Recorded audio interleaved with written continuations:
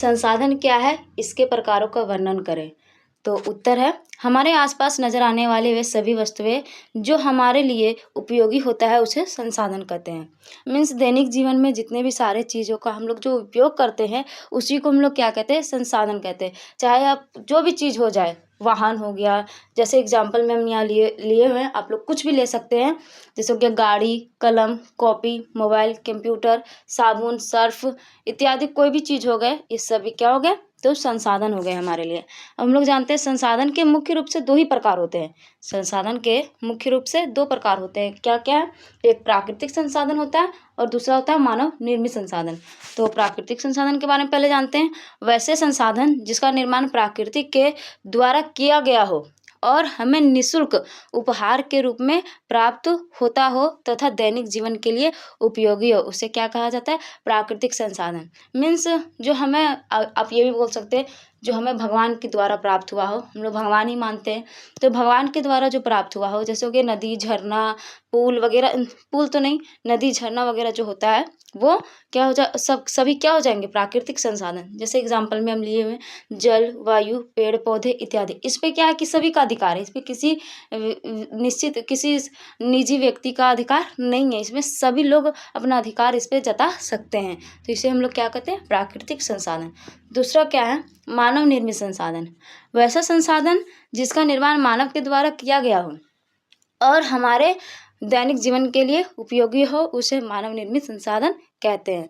तो मानव के द्वारा जो मानव के द्वारा बनाया गया हो, जैसे में क्या हो गया, पुल हो गया, भवन, वाहन, सड़क, अस्पताल, ये सभी क्या है, मानव के द्वारा बनाया गया है, तो ये क्या हो गया, मानव निर्मित संसाधन। आगे क्या है, संसाधन का वर्गीकरण। तो संसाधन का वर्गीकरण हम लोग जानते हैं, उत्पत्ति के आधार पर संसाधन के दो प्रकार होते हैं। उत्पत्ति के आधार पर, तो उत्पत्ति के आधार पर कौन कौन से हैं, जैव संसाधन और दूसरा जो है वो अजैव संसाधन।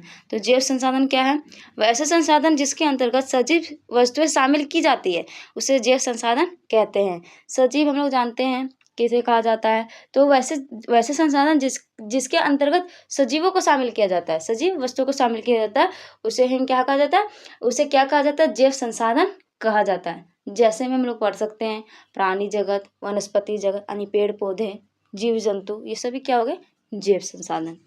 आगे क्या है, अजैव संसाधन। अजैव संसाधन क्या है, वैसे संसाधन जिसके अंतर्गत निर्जीव वस्तुएं शामिल की जाती है उसे अजैव संसाधन कहते हैं। निर्जीव जिसके अंदर जानना हो, तो वे सभी वस्तुएं जिसके अंतर्गत निर्जीव वस्तुओं को शामिल किया जाता है उसे ही क्या कहा जाता है, अजैव संसाधन। जैसे हो गया पत्थर, जल, वायु, झरना, पर्वत, पठार इत्यादि। आई होप आप लोगों को ये समझ में आ रहा हो। तो चलिए आगे, और क्या है, समाप्यता के आधार पर संसाधन के दो प्रकार होते हैं। समाप्यता के आधार पर संसाधन के कितने प्रकार, तो दो प्रकार। कौन कौन से हो गए, नवीकरणीय संसाधन और अनवीकरणीय संसाधन। तो नवीकरणीय संसाधन के बारे में पहले जान लेते हैं। वैसे संसाधन जिसका निर्माण एक निश्चित समय में हुआ हो और यदि वह खत्म हो जाए तो पुनः उसका निर्माण किया जाना संभव हो, उसे ही नवीकरणीय संसाधन कहते हैं। जैसे एक बार हम लोग उसका प्रयोग कर लिए हैं और वो खत्म हो गया और उसका निर्माण करना दोबारा संभव हो, उसी को हम लोग क्या कहते हैं, नवीकरणीय संसाधन। जैसे हो गया सौर ऊर्जा, पवन ऊर्जा, जल ऊर्जा इत्यादि। दूसरा क्या है, अनवीकरणीय संसाधन। तो वैसे संसाधन जिसका निर्माण एक निश्चित समय में नहीं हुआ हो और यदि वह खत्म हो जाए तो पुनः उसका निर्माण किया जाना संभव ना हो। मीन्स उसका पुनः निर्माण नहीं किया जा सकता है। अगर निर्माण होगा भी तो 100 वर्ष 200 वर्षों के बाद होगा, तो वो बहुत ज़्यादा समय ले लेगा। तो वैसा संसाधन जिसके अंतर्गत जो खत्म हो जाए, मीन्स जो खत्म हो जाए और उसका पुनः निर्माण करना संभव ना हो, उसे ही क्या कहा जाता है, अनवीकरणीय संसाधन। जैसे हो गया कोयला, पेट्रोलियम, प्राकृतिक गैस इत्यादि। आगे क्या है, स्वामित्व के आधार पर संसाधन के 4 प्रकार होते हैं। पहला क्या है, व्यक्तिगत संसाधन, दूसरा सामुदायिक संसाधन, तीसरा राष्ट्रीय संसाधन और चौथा अंतर्राष्ट्रीय संसाधन। देखा करके सबका परिभाषा जानते हैं। वैसे संसाधन जिसमें किसी निजी व्यक्ति का अधिकार होता है उसे व्यक्तिगत संसाधन कहते हैं। तो व्यक्तिगत संसाधन क्या है कि जो निजी व्यक्ति जो चीज़ों जिस पे निजी व्यक्ति का अधिकार हो, जैसे हम लोग कोई कार लेते हैं तो कार एक निजी व्यक्ति का अधिकार होता है, उस पर वो सभी लोग नहीं चला सकते, जो लिया है वही चला सकता है। तो उसमें क्या है, निजी व्यक्ति का अधिकार हो गया। तो वैसे संसाधन जिसमें किसी निजी व्यक्ति का अधिकार हो उसे व्यक्तिगत संसाधन कहते हैं। जैसे निजी स्कूल हो गया, निजी अस्पताल हो गया, निजी गाड़ी हो गया इत्यादि। आगे क्या है, सामुदायिक संसाधन। तो वैसा संसाधन जिसमें पूरे जन समुदाय का अधिकार हो उसे सामुदायिक संसाधन कहते हैं। जैसे सरकारी स्कूल, सरकारी अस्पताल, सरकारी मैदान। तो वैसा संसाधन जिसमें पूरे जन समुदाय यानी कि एक समाज में रहने वाले या फिर और भी बहुत सारे लोगों का अधिकार हो उसमें, उस चीज़ पे, तो उसे ही क्या कहा जाता है, सामुदायिक संसाधन। जैसे सरकारी स्कूल और मैदान वगैरह भी होता है, बहुत सारा नदी है। तो ये सारा क्या हो गया कि इसमें क्या है, एक समाज मिल के भी एक समाज मिल के तालाब वगैरह का, अपने गांव में तालाब का निर्माण करता है पूरा तो वो सभी क्या हो गए, सामुदायिक संसाधन हो गए। आगे क्या है, राष्ट्रीय संसाधन। तो वैसा संसाधन जिसमें सिर्फ एक ही राष्ट्र का स्वामित्व हो उसे राष्ट्रीय संसाधन कहते हैं। एक ही राष्ट्र मीन जैसे हो गया भारत, किसी चीज़ में भारत का अधिकार, किसी चीज़ में अमेरिका का अधिकार है, तो सिर्फ एक ही राष्ट्र का अधिकार हो तो उसे ही क्या कहा जाता है, राष्ट्रीय संसाधन। जैसे किसी देश में निकला हुआ खनिज, तो जिस देश में निकला है उसी का अधिकार होगा उस पर, वन, नदियाँ, रेलवे इत्यादि। आगे क्या है, अंतर्राष्ट्रीय संसाधन। चौथा क्या, अंतर्राष्ट्रीय संसाधन। तो वैसे संसाधन जिसमें विश्व के सभी देशों का स्वामित्व हो उसे अंतर्राष्ट्रीय संसाधन कहते हैं। विश्व के सभी देशों का अधिकार हो उसे ही क्या कहा जाता है, अंतर्राष्ट्रीय संसाधन। जैसे जल मार्ग हो गया, जल मार्ग पे किसी का कब्जा नहीं है कि हम यहाँ से हम नहीं जाने देंगे तो वहाँ से वो नहीं जाने। जल मार्ग है तो जैसे समुद्री मार्ग से ये व्यापार होता है तो उस पर सभी देशों का अधिकार होता है। तो जल मार्ग हो गया, वायु मार्ग हो गया इत्यादि।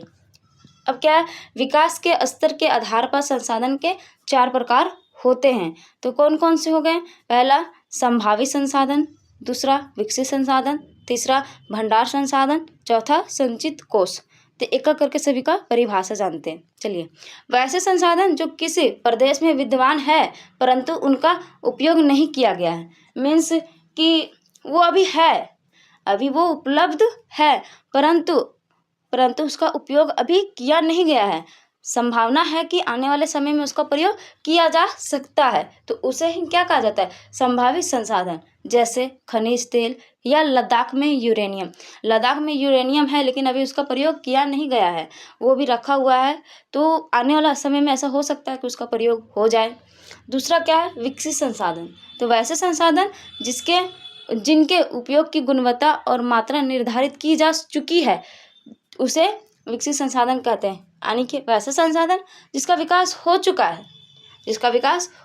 है उसी को विकसित संसाधन कहते हैं। और उसका गुणवत्ता कि उसका यूज क्या है, उसका प्रयोग कहाँ कहाँ होगा, तो उसका गुणवत्ता को भी निर्धारित कर दिया गया है, तो उसे ही हम लोग क्या कहते हैं, विकसित संसाधन। जैसे क्या हो गया, पेट्रोलियम का तो इस्तेमाल हो रहा है अभी प्रेजेंट में, उसका प्रयोग हो रहा है। फिर कोयला हो गया इत्यादि और भी कई चीज़ें हैं।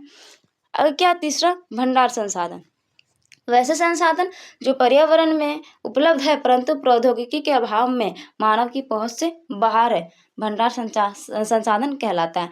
मीन्स पर्यावरण में भी है, क्या है, पर्यावरण में है लेकिन तकनीकी चीज़ों के कारण, तकनीकी अभाव या प्रौद्योगिकी के अभाव में वह मानव का उस चीज़ तक पहुंच नहीं बन पा रहा है, तो उससे हम लोग क्या कहते हैं, भंडार संसाधन। जैसे क्या हो जाएगा, हाइड्रोजन ईंधन या कुछ खनिजों का भंडार, ये सभी। ठीक है, आगे क्या, चौथा संचित कोष। यह संसाधन भंडार का ही हिस्सा है जिन्हें उपलब्ध तकनीकी ज्ञान की सहायता से प्रयोग में लाया जा सकता है परंतु इनका उपयोग अभी आरंभ नहीं हुआ है, यानी आने वाला समय में इसका प्रयोग हो सकता है। तो आने वाला समय में इसका प्रयोग हो सकता है, ये नहीं कि नहीं होगा। संचित करके उसको रखा गया है तो आने वाला समय में उसका प्रयोग हो सकता है, तो उसे ही हम लोग क्या कहते हैं, संचित कोष कहा जाता है। इनका उपयोग भविष्य में आवश्यकता पूर्ति के लिए किया जा सकता है। अभी हम बताएं कि इनका उपयोग किया जा सकता है आगे आने वाले समय में, जैसे क्या हो गया, बांधों में जल, वन इत्यादि।